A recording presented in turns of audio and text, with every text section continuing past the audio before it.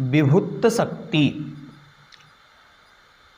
सर्वभाव व्यापकैक भाव रूपा विभुक्त शक्ति। सर्वभावों में व्यापक होकर मतलब फैलकर, विस्तृत होकर रहने वाली एक भाव रूप विभुक्त शक्ति है। जीवत्व चिति आदि सभी भावों अर्थात शक्तियों में व्याप्त होकर रहने वाली एक भाव रूप विभुक्त शक्ति है। इसी कारण यह आत्मा अखंड, अविभक्त और एक है। अर्थात आत्मा की जो शक्तियाँ हैं वे शक्तियाँ एक दूसरे में अखंडपने को लिए हुए हैं। ऐसा नहीं है कि कहीं टूट टूट कर वे शक्तियाँ बिखरी हुई हों, ऐसा नहीं है, अपितु वे आत्मा में अखंड रूप से व्याप्त हैं।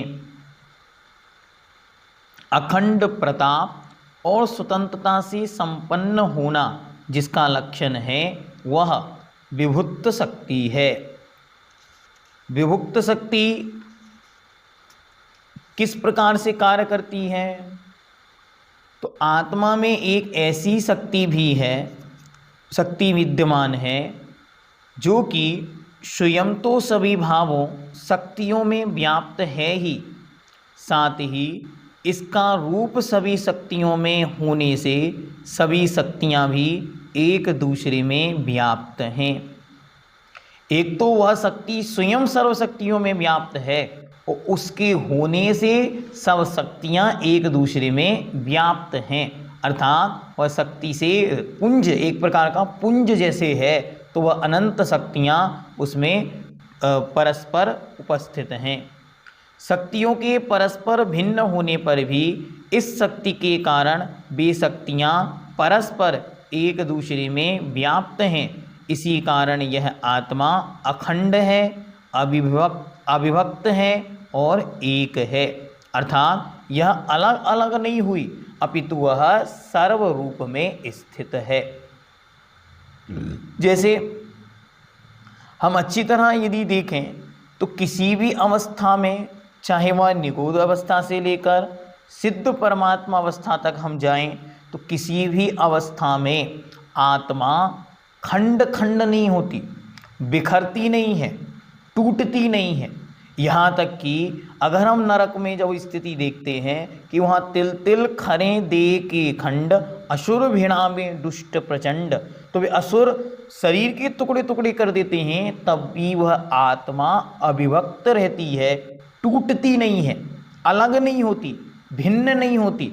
इस शक्ति की श्रद्धा करके ही भी मुनि महाराज इतनी दृढ़ और मजबूत बन जाते हैं कि जब उन्हें घानी में पेला जाए, अग्नि में जलाया जाए और उनके शरीर के टुकड़े टुकड़े कर दिए जाते हैं, तब भी मुनिराज दृढ़तापूर्वक इस शक्ति का चिंतन करते हुए विचार करते हैं, मैं एक हूँ, अखंड हूँ, अविभक्त हूँ, मेरा कोई टुकड़ा नहीं हो सकता।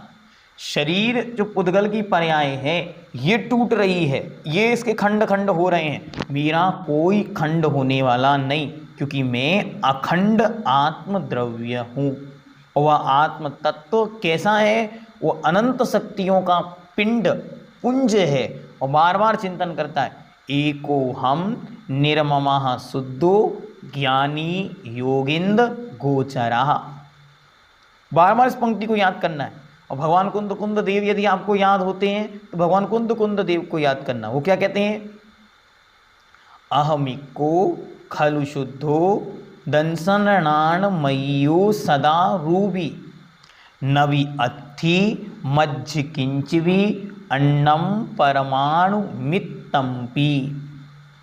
इस गाथा को बार बार याद करने से उज्ज्वल मुनिपुंगव सुधा सागर जी महर्षि राज कहते हैं कि जैसे कोई व्यक्ति चॉकलेट को खाता है और उसका आनंद लेता चला जाता, वैसे यदि किसी को इस गाथा का आनंद अपने जीवन में आने लग जाए तो वह जीव कभी भी अपने जीवन में आत्महत्या नहीं करेगा, वह कभी भी डिमोशन को प्राप्त नहीं होगा, वह कभी भी डिप्रेशन में अवसाद की अवस्था को प्राप्त नहीं होगा।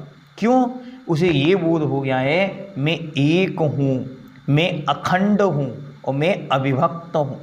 मैं कोई बाहर की वस्तु नहीं हूँ, मैं तो अपने अंतरंग में विद्यमान एक महान शक्ति हूँ, जो कैसी है? जो एक रूप है।